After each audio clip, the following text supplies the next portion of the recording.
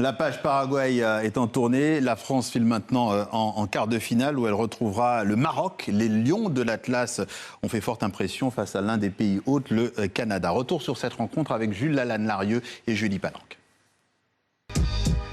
Ces Lions-là n'ont jamais semblé rugir aussi fort. Une victoire 3-0 face aux autres Canadiens et un ticket en poche pour les quarts de finale.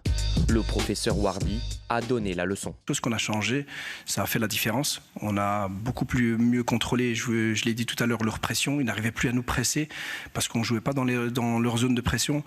Et puis on a eu de la profondeur aussi, ça les a forcés un peu à défendre en reculant et on savait qu'ils avaient du mal à ce niveau-là.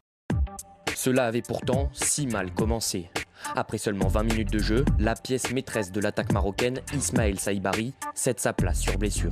Assurément, le tournant du match. Le sélectionneur marocain décide alors de replacer Ounahi un peu plus haut sur le terrain pour lui offrir des possibilités en transition. C'est un joueur qui est très, très important pour nous parce que c'est un joueur qui est capable, justement, quand vous jouez contre une équipe comme ça, de casser un petit peu le pressing adverse et d'avoir cette personnalité pour garder la balle quand il le faut. Mohamed Warbi ne s'est pas trompé. Dès le retour des vestiaires, sur un coup franc parfaitement joué par Achraf Hakimi, le joueur de Gérone reprend la balle à l'entrée de la surface et ouvre le score. 30 minutes après, c'est encore lui qui met fin aux derniers espoirs canadiens, au terme d'une folle contre-attaque menée par Brahim Diaz. Avant que Raimi ne finisse le travail au bout du temps additionnel, 3-0 score final. Pour le sélectionneur canadien Jesse Marsh, ces joueurs n'ont pas démérité. Je pense qu'on a totalement dominé la 7e équipe mondiale en première mi-temps. Totalement. Contrôle total. Il n'y avait qu'une seule équipe sur le terrain, n'est-ce pas? On était meilleur que la 7e équipe mondiale aujourd'hui. 4 ans après leur parcours historique, les Marocains récidivent et voient à nouveau la France se dresser face à eux. Kylian Mbappé contre son meilleur ami Achraf Hakimi, deux équipes résolument offensives, mais une seule place pour la demi-finale. Alors Distel, est-ce que ce Maroc qui a impressionné face au Canada, est-ce qu'il aura la possibilité de battre la France? Est-ce qu'il a les moyens?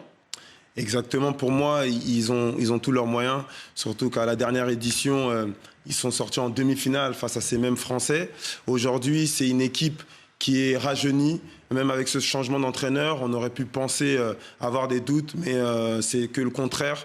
Car ils sont sur une dynamique positive avec des jeunes joueurs qui sont en éclosion. Donc c'est très bien pour le Maroc et je pense que là, ils sont plus armés pour jouer la France. Aboubakry, certains disent que la France est quand même favori avec son armada d'attaquants. Alors, pour moi, la France est favori. Je pense que c'est la plus belle équipe de cette compétition. Ils sont bons sur tous les points, sur tous les compartiments du jeu. Maintenant, le Maroc, comparé à 2022, ils sont quand même meilleurs offensivement. Ils sont toujours aussi bons défensivement, pardon. Mais quand même, l'équipe de France, pour moi, là, c'est quasiment injouable. Mais si le Maroc continue de faire ce qu'ils font,